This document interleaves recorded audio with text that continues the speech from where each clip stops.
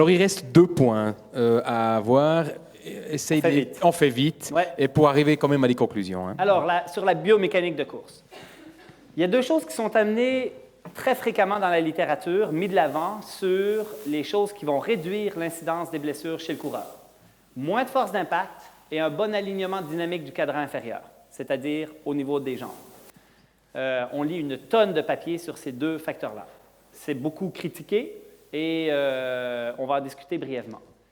La solution qu'on a mis de l'avant depuis 20-30 ans, c'est la chaussure moderne, c'est-à-dire qu'on mettait de l'absorption pour réduire les forces d'impact et en même temps des systèmes de contrôle de la pronation pour aligner le cadran inférieur. Moi, je vais vous montrer que ça ne marche pas. En fait, la tendance dans la nouvelle littérature actuellement, c'est de dire plutôt qu'il faut augmenter les sensations du pied, courir de façon volontaire avec une foulée légère ou augmenter, par exemple, sa cadence de pas de course, faire des pas plus petits, un plus grand nombre de pas dans la minute que vous allez courir. On les prend un par un et on fait un survol de ces points. D'abord, la question sur augmenter les sensations du pied. Intéressant de voir que quand on regarde quelqu'un courir pieds nus, on va avoir des attaques au sol qui vont être tendance avant-pied et une vitesse de la force d'impact, le vertical loading rate, le petit curseur rouge qui est monté ici, qui est atténué. Il y a une revue systématique de la littérature, Zatpor, qui a montré qu'il y avait un lien entre les fractures de stress et ce vertical loading rate.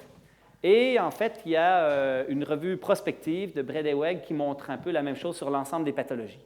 Fait qu'on s'interroge actuellement, le sujet est débattable tout de même, mais on pense que de modérer, non pas la quantité de ground reaction force, donc la quantité de charge appliquée, mais plus la vitesse à laquelle cette charge est appliquée, serait en lien avec les pathologies. Si on prend les coureurs traditionnels chaussés, ils vont attaquer du talon et leur vitesse de force d'impact va être plus importante.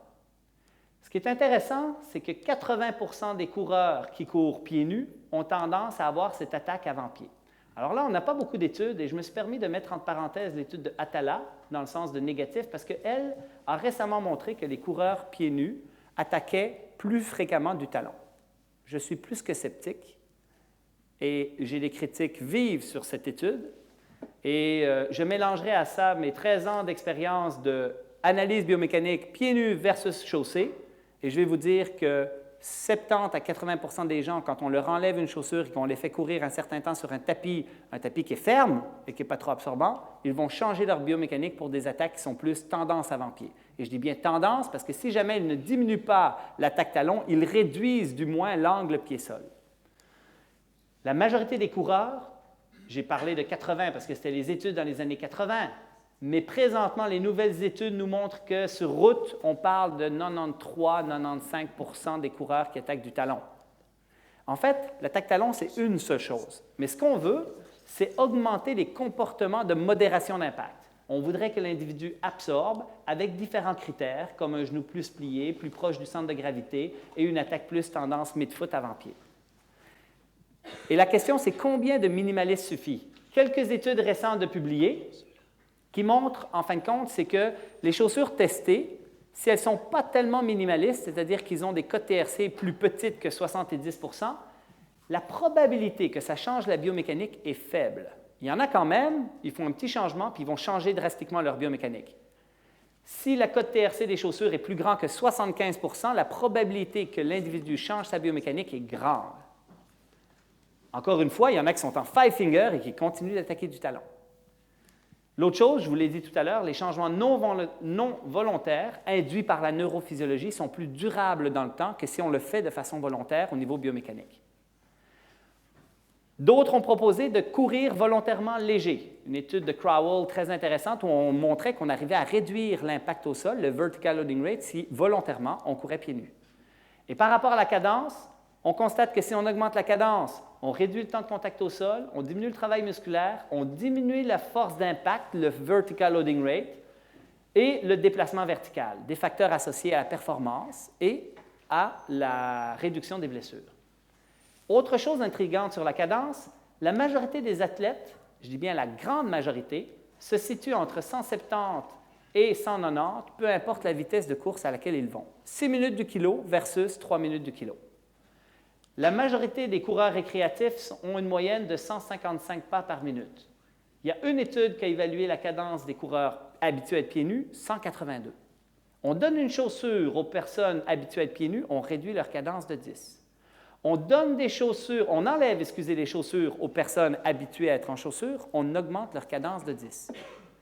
En fait, ce que je fais cliniquement pour les coureurs, c'est de prendre des coureurs qui ont des mauvais comportements de modération d'impact, qui pour moi sont associés possiblement pour certains aux blessures, et je leur personnalise une prescription en fonction de leur réponse personnelle, qui se résume à moins de chaussures, plus de cadence et faire moins de bruit.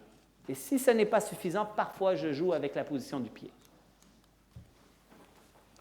Alors, je serais vraiment obligé de vous demander d'être très court pour qu'on puisse respecter un peu le timing. Hein.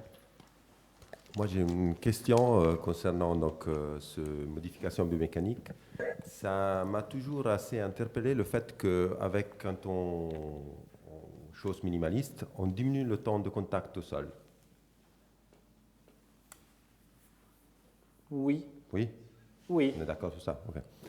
Donc, si je réponds... En fait, juste pour préciser la question, c'est que je n'arrive pas à te répondre de façon claire dans quelle mesure, quand on teste en minimaliste, les diminutions de temps de contact au sol sont associées aussi à des augmentations de cadence ou à d'autres facteurs biaisant, en fin de compte, l'intervention unique.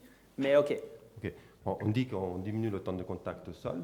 Et quand on sait que Cram a montré dans Nature que quand on diminue le temps de contact, on augmente la consommation d'oxygène, parce que la consommation d'oxygène pour la même vitesse est inversement proportionnelle au temps de contact. Et donc, je me dis, il y a quelque chose qui me gêne, c'est-à-dire le temps de contact diminue et le coût énergétique diminue aussi. Donc, c'est un peu... En fait, il y a probablement quelques éléments qu'on comprend mal, mais je vais faire le parallèle avec la cadence du pas de course. La cadence du pas de course a une cuvette, en fin de compte, une zone, quand on parle du freely chosen cadence, une zone qui semble être optimale au niveau physiologique. Si on ralentit les cadences, il y a une augmentation de la consommation d'oxygène. Si on augmente la cadence, il y a aussi une augmentation, mais moins importante, de la consommation d'oxygène. En fin de compte, il faut quand même savoir que pour la cadence, il y en a qui choisissent mal leur cadence, qui se ramassent dans des overstriding et qu'eux ont un intérêt à augmenter la cadence. Très peu de personnes ont des intérêts à la ralentir. Y aurait-il un lien entre le temps de contact au sol et la cadence induite quand on va vers du moins de chaussures et les liens avec la cadence, l'influence de la cadence sur la consommation? Ben, la dernière étude qui a été citée par Greg, qui a fait une comparaison attaque-talon, attaque du pied, donc oui. Ils ont des différences de temps de contact entre les deux groupes et une différence aussi de coût énergétique, donc qui va dans le bon sens, c'est-à-dire les gens qui attaquaient au niveau du talon, ils avaient un temps de contact plus haut et un coût énergétique plus bas. Ouais. Donc ça me semble être cohérent. Par contre, ils n'avaient pas de différence au niveau de la cadence. Ils couraient avec la même cadence. Oui. Mais ils avaient un rapport temps de contact et temps de vol qui était différent. Oui. Alors, ils avaient d'abord des cadences qui étaient presque optimales, 168 de moyenne à 6 minutes le kilo et 182 à 3 minutes le kilomètre. Le gros biais de cette étude sur la position du pied, qui m'embête vraiment beaucoup, c'est qu'on a évalué l'attaque au sol à 18 km à l'heure, c'est-à-dire leur vitesse de performance, et on a testé leur économie énergétique à 11 km à l'heure et à 13 km à l'heure, et après ça, à 15, on n'était plus dans le significatif et on n'a pas testé le 18. Je pense que cette étude-là doit être prise avec des pincettes, et je pense que la question est ouverte par contre. Hein. Moi, je suis très ouvert à dire, est-ce que chez certains coureurs, l'attaque talon est plus économique? La question reste ouverte, mais moi, je pense que cette étude-là n'a pas montré que l'attaque talon était plus économique. En plus, ce que moi je dis, c'est que l'attaque talon chez le coureur récréatif n'est probablement pas très économique quand tu as une cadence à 155 et quand tu attaques du talon avec un angle pied-sol de 25 degrés et que tu fais de l'overstriding. À différencier des athlètes qui étaient tous des athlètes qui faisaient un bon nombre de kilomètres par semaine, qui étaient des athlètes de haut niveau et qui étaient évalués avec des cadences de 168 à 182. Donc, moi, je pense que cette étude-là a peut-être une certaine validité interne pour une population très spécifique, quoiqu'il faudrait compléter l'étude avec qu'arrive-t-il aux vitesses de performance, mais je pense qu'on ne peut pas l'appliquer aux coureurs récréatifs. bon, c'était des sub-élites, donc peut-être c'est vrai que c'est difficile à généraliser. Après, sur la question qu'on ne peut pas aller, si on a aussi des problèmes méthodologiques à monter pour évaluer le coût énergétique, donc, parce qu'il y a d'autres filières énergétiques qui interviennent. Mais il y a une étude qui a montré que si on est plus économique à 12 km/h, on l'est aussi à 19 km/h. Donc il y a une corrélation vraiment très haute entre l'économie de course à faible vitesse et à haute vitesse. On retrouve les plus économiques en bas et les plus économiques en haut. Donc, je trouve que là, on mélange deux choses, la cadence et le temps de contact. Moi, je trouve que le temps de contact concernant la dépense énergétique est beaucoup plus intéressante que sur la cadence. Sur la cadence, je suis d'accord avec toi sur le fait qu'augmenter, diminuer, tout ça, on est d'accord.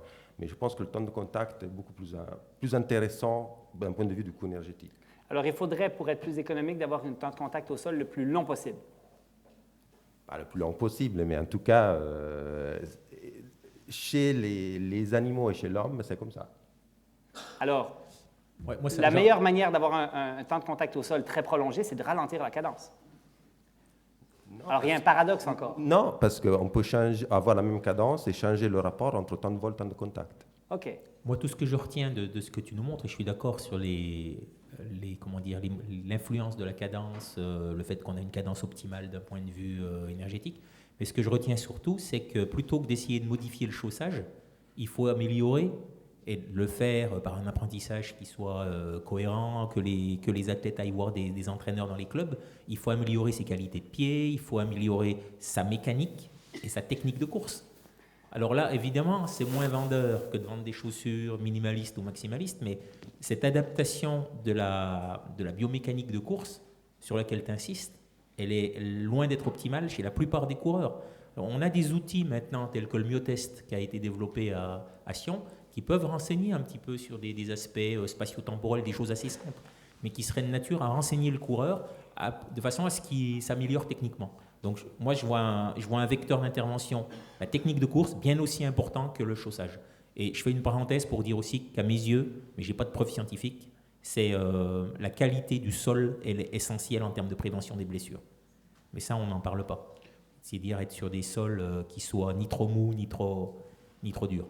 Donc et moi je recommanderais, si vous ne voulez pas vous blesser, apprenez à courir, allez faire des exercices de pied avec un coach, et puis choisissez bien le lieu où vous allez courir. Courez pas sur des routes, courez pas sur des terrains trop mous, choisissez des chemins un peu, des chemins meubles. Et là, vous réduisez énormément, à mon avis, la probabilité de blessure. Mais c'est que ça, hein. C'est que ça. Hein. Et c'est l'axe principal pour chez nous pour l'année prochaine. Absolument. Ça, c'est le côté marketing pour ASIC. Alors tu finis, on va terminer et on va te voir clore ces débats. Parce qu'on va faire que les 5 points. Hein. Vas-y. Oui. Alors, vas-y. non, mais juste, en fin de compte, c'est ce qui se produit beaucoup aux États-Unis actuellement, c'est qu'on dit, mais arrêtez de parler de la chaussure, laissez-nous vendre nos grosses chaussures à tous les coureurs. Ce qu'on veut, ce qu'il faut faire, c'est changer la biomécanique et enseigner les bonnes cadences, le dynamisme au sol du pied et ainsi de suite. Mais là, il faut revenir à quelque chose d'essentiel. L'influence sur la biomécanique vient principalement du chaussage, avant n'importe quoi d'autre. Ce qui veut dire que si vous voulez avoir des effets biomécaniques durables dans le temps, une des manières de le faire, c'est d'enlever vos chaussures. La seule chose, c'est que là, il y a des facteurs limitatifs par rapport aux adaptations et autres. Puis moi, je pense qu'à partir de ce moment-là, on peut combiner les deux ensemble. Mais moi, je pense que c'est essentiel de ne pas dire aux coureurs, continuez de vous faire conseiller des grosses chaussures avec des drops de 12 mm et un stack de 30 mm.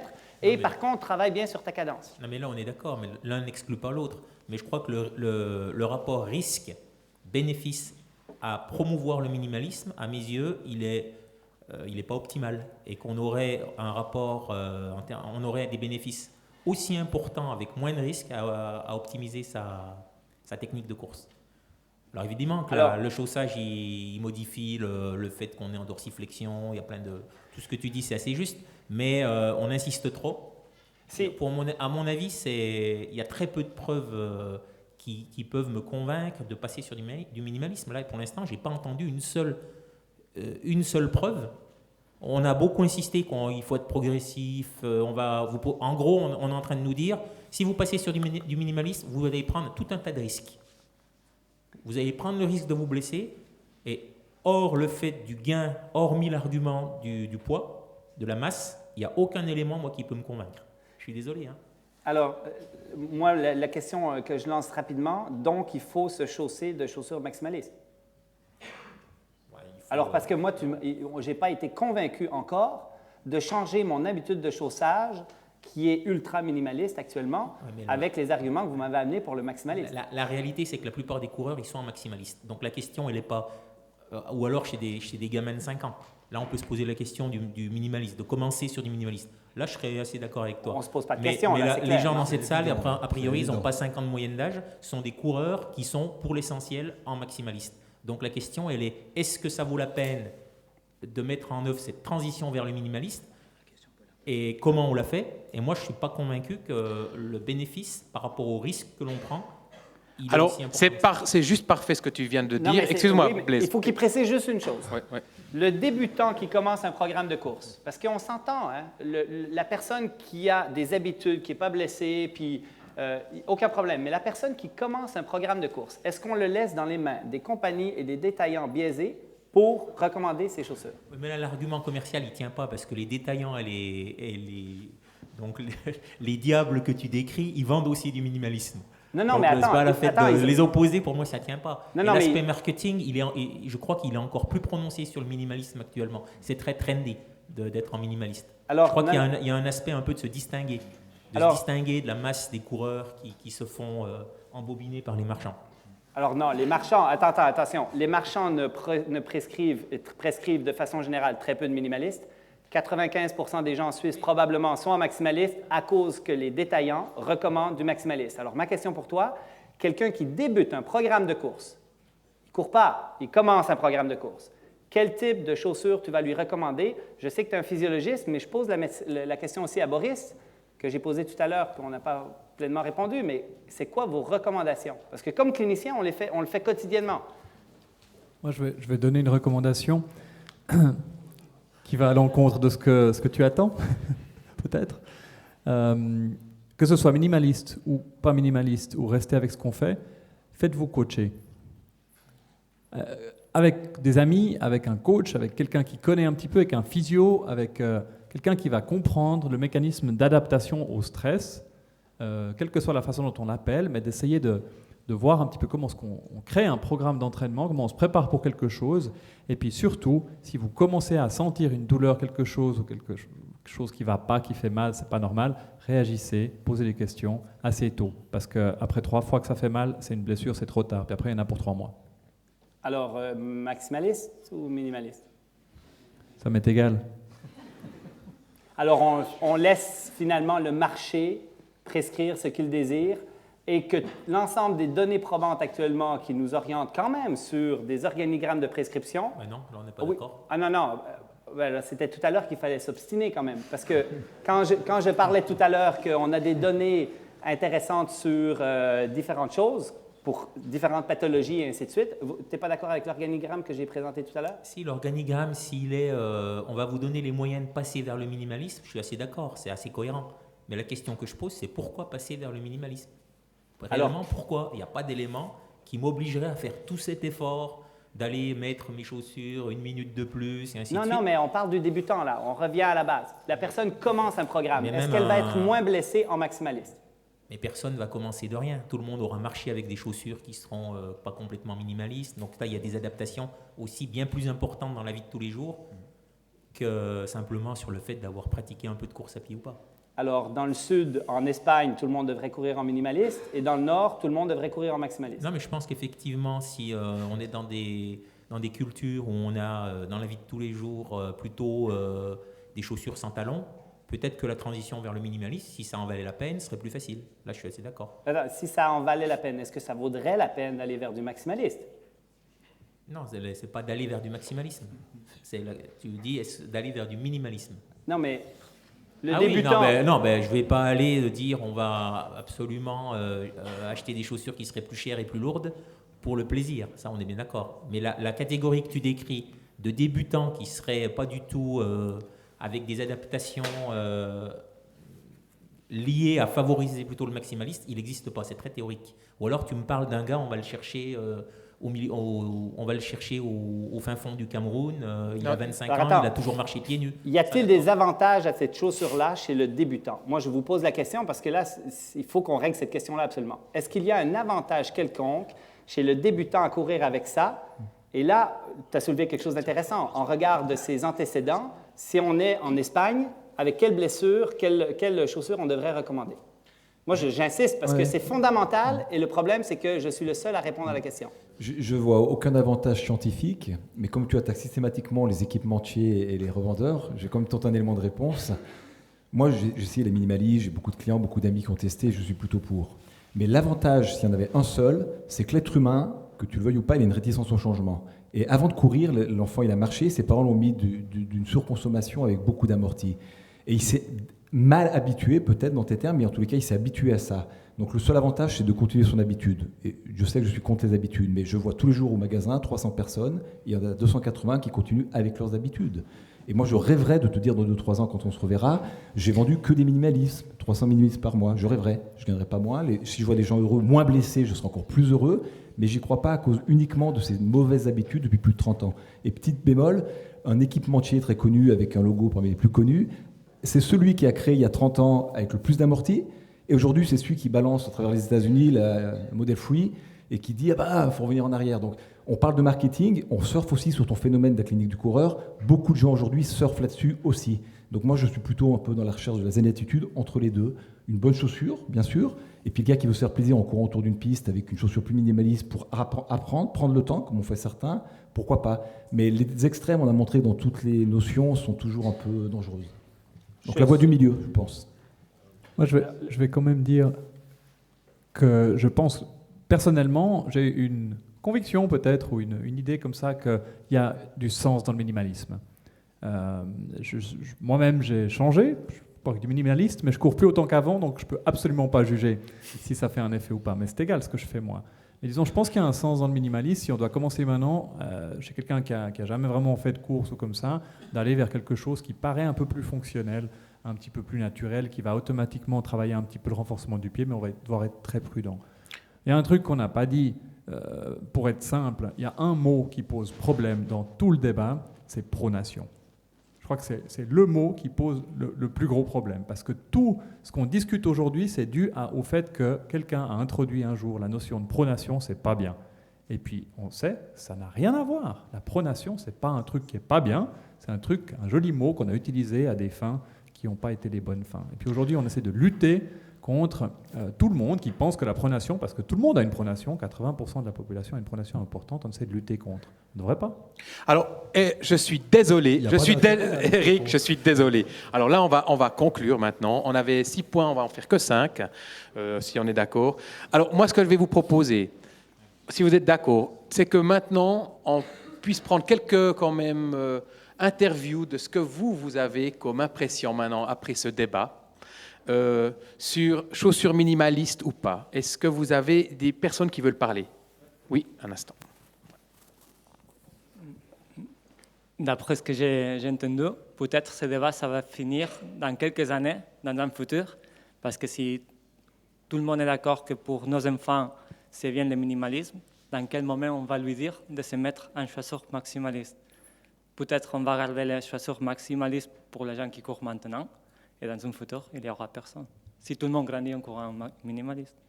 C'est une question piège. Alors moi, j'ai participé il y a quelques années de ça, en fait, à un programme du service de santé et de la jeunesse du canton de Genève qui visait en fait au surpoids des enfants et à les rendre conscients de surpoids puis à leur faire pratiquer une activité sportive, en l'occurrence la course à pied. Et évidemment, vient tout de suite le problème des parents, etc., et de l'achat de la chaussure.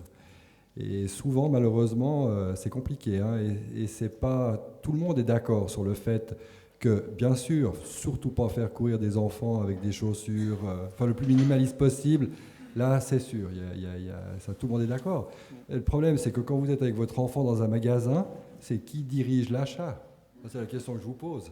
Ouais, alors, ce qu'il faudrait faire par rapport à ça, c'est commencer par enlever toutes les chaussures ASIC et New Balance pour enfants qui sont maximalistes, parce qu'il y en a une tonne. Et ASIC, entre autres, puis là, je ne veux pas attaquer personnellement, mais ASIC est le premier qui a produit des gammes de chaussures qui vont de 8 ans et même jusqu'à toute l'adolescence, qui sont des Nimbus et du Cumulus. Alors, si vous réfléchissez sur le nom, ça parle. Et c'est un problème. Donc, ce qu'il faudrait, c'est que les parents n'aient pas le choix d'avoir que des chaussures minimalistes. Alors, Voilà. c'est clair qu'en tant que on est principalement axé de toute façon sur des chaussures de course à pied, je dirais encore une fois, j'ai participé à ce genre de choses. À l'époque, les chaussures que les enfants voulaient acheter s'appelaient Shaquille O'Neal, Air Jordan, etc. Le problème était de ne pas les faire courir avec des chaussures qui étaient destinées à la pratique du basket, mais de les faire courir avec des chaussures qui étaient la course à pied. Et ça, c'était la première difficulté. La deuxième difficulté, c'était le prix. Et voilà. Alors, un instant. Ouais. Non, mais attends. Là, ASIC produit des chaussures qui sont très chères et très absorbantes. Voilà. C'est pas une bonne idée. Alors, attention, encore une question. Moi, juste pour intervenir sur le débat, moi, je ne suis pas du tout minimaliste, mais c'est vrai qu'en fait, par contre, je suis d'accord avec le marketing, parce que là, on est entre connaisseurs, et on sait le minimalisme, le maximalisme, mais en fait, les parents, ils ne connaissent pas. Ceux qui ne font pas de course à pied, ils ne savent pas. Donc, comment orienter sur le minimalisme? C'est sûr qu'un enfant, les enfants, c'est pas les enfants qui vont diriger, c'est les parents qui connaissent pas. Et pour l'instant, c'est quand même le marketing qui fait qu'on connaît le maximalisme. Et je pense qu'il y a quand même un changement à faire pour les enfants, parce que là, on parle d'athlètes, de changement, etc. Mais il y a quand même un changement à faire sur les enfants et justement une communication à faire là-dessus. Oui, je suis d'accord. Enfin, ce qu'a dit Boris avant, par exemple, est très juste. Je pense qu'il faut quand même essayer de se renseigner. Je veux dire, ASICS, en fabriquant une chaussure haut de gamme, surdimensionnée, etc., on fabrique quand même de tout. Hein. On a plus de 300 modèles dans la collection. C'est parce qu'il y a un panel de coureurs qui est relativement important. On ne peut pas faire une chaussure pour monsieur tout le monde. On n'a jamais dit ça. On n'a jamais dit, vous achetez une chaussure chère, vous allez courir, vous n'êtes pas blessé, tout se passe bien. On n'a jamais dit ça. C'est très important, aussi bien pour le maximalisme que le minimaliste, de se renseigner un tout petit peu sur comment on apprend à arriver un jour à courir 3, 4, 5 fois par semaine, 45, 50 minutes, 1 heure, sans se blesser, en y prenant du plaisir. Ça, c'est très, très important. Après, pour les enfants, c'est la même chose. Bien évidemment qu'il faut se renseigner sur qu'est-ce qu'on fait avec son enfant. Alors, par le passé, on a vu l'arrivée, c'est généralisé dans la mode, le port des chaussures de tennis, etc., puis on les a portées à la ville. Que ce soit négatif pour le développement de l'enfant, compte tenu du fait que les impacts répétés sur le sol, le stress sur le squelette densifie l'ossature et on a effectivement plus de chances de bien vivre plus tard avec un squelette qui a une meilleure densité, etc. Ça j'en suis conscient. Mais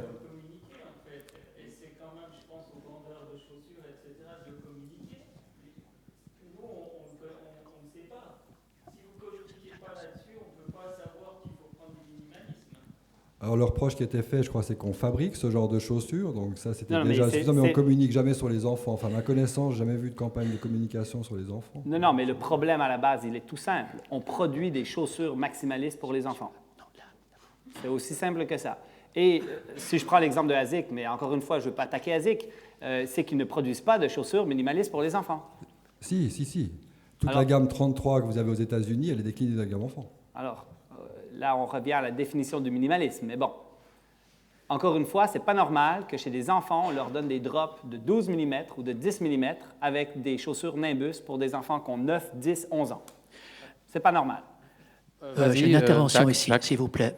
Merci. Alors moi, bonsoir. Pour répondre au monsieur là, effectivement, alors il y a peut-être les... Bien sûr, le prix à payer, pas en argent, mais en effort à fournir. On a fait des tests récemment, où on a prêté des chaussures minimalistes à plusieurs coureurs, une trentaine de coureurs, tout niveau, tout âge, tout poids, etc. J'insiste lourdement sur cette réticence au changement. Vous avez beaucoup de trailers parmi vous, puis des bons coureurs. Le coureur populaire, tu peux lui apporter la preuve scientifique à porte-blesse, tu peux lui donner ton bouquin, il dit « je t'apporte la preuve, tu seras moins blessé, tu vas courir plus léger, tu vas être plus performant ». Il y a quelque chose en lui qui le ramène à son passé, où il a, comme tu l'as dit, pas forcément été trop blessé. Et on a du mal à faire les changements. Sur 30 personnes, bon, c'est qu'un panel, hein, mais on a eu un nombre très réduit de personnes qui étaient prêtes à payer au prix du changement. C'est-à-dire des éventuels changements de mécanique, des blessures potentielles, etc. Donc éduquer des enfants, on est parents nous tous également, c'est très très difficile. C'est pas uniquement l'équipementier, je défends pas l'équipementier ni le revendeur, hein. C'est vraiment dans l'être humain, tu peux apporter une preuve scientifique, je rêverais de vendre que des chaussures minimalistes, parce que j'y crois, bien sûr, mais je vois pas le mouvement à 100% dans cette mission-là. Moi, juste une petite parenthèse. Quand on regarde l'enseignement, parce qu'on parle depuis tout à l'heure, là, il faut renseigner les gens, il faut leur donner des outils pour qu'ils puissent prendre leur réflexion. Et c'est ça l'objectif du débat aujourd'hui. Puis c'est ça qui est intéressant, c'est justement de débattre sur toutes ces questions.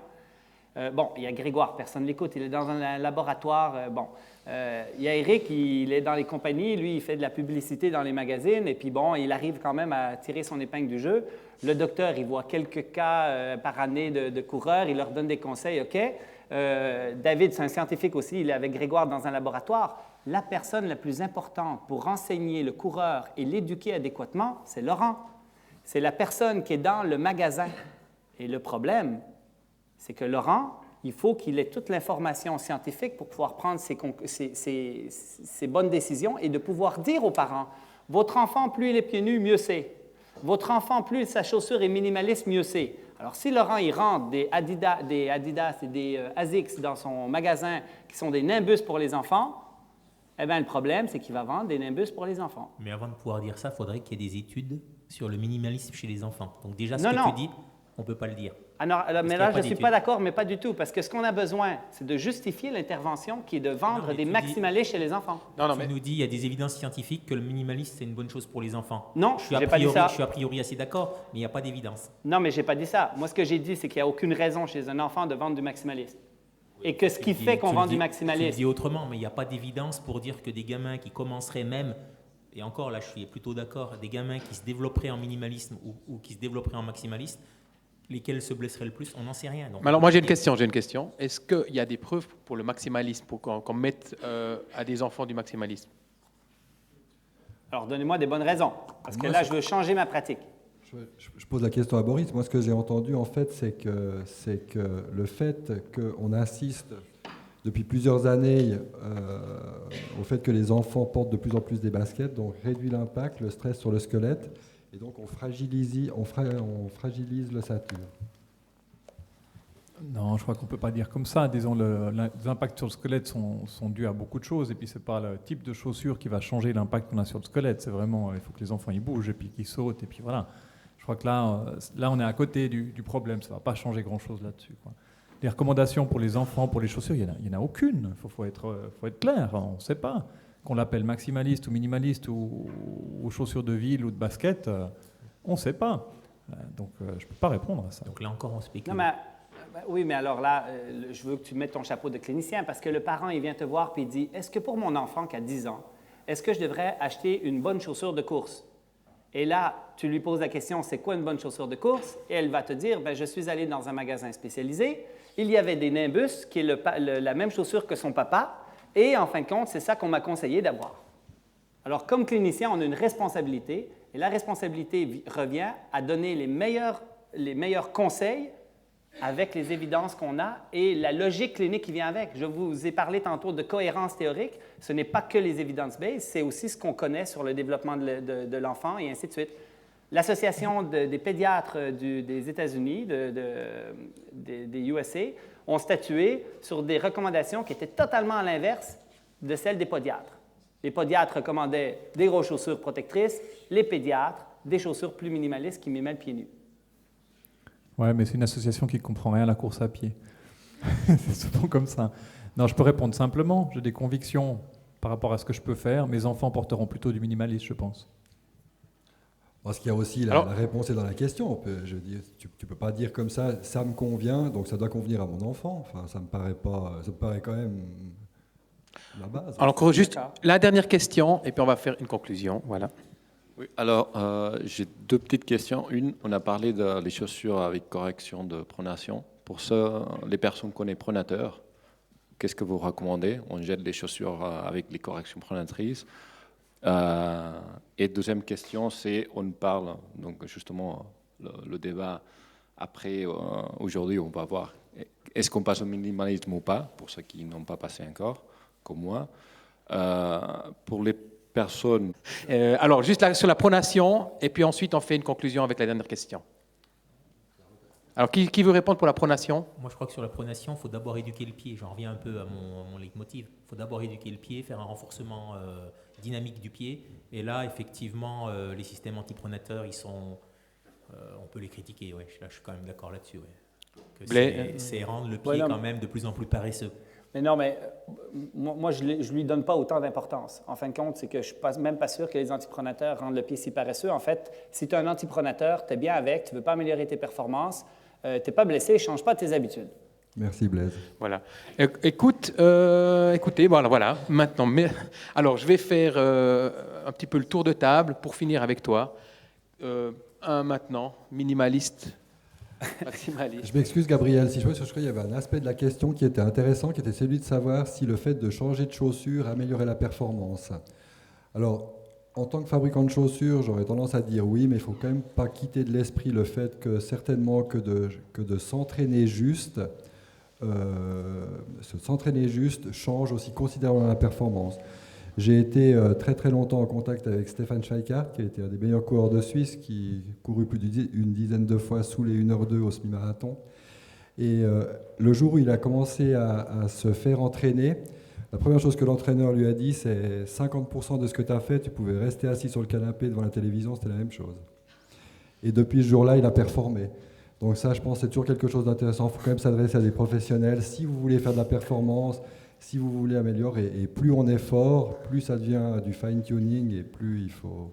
La chaussure, oui, mais quand même, la base, c'est la course, c'est la façon dont vous vous entraînez, la façon dont vous vivez, etc. Encore par rapport à ça? Non, mais rapidement, si vous voulez diminuer votre temps sur marathon, je vous laisse choisir celle qui vous convient le mieux.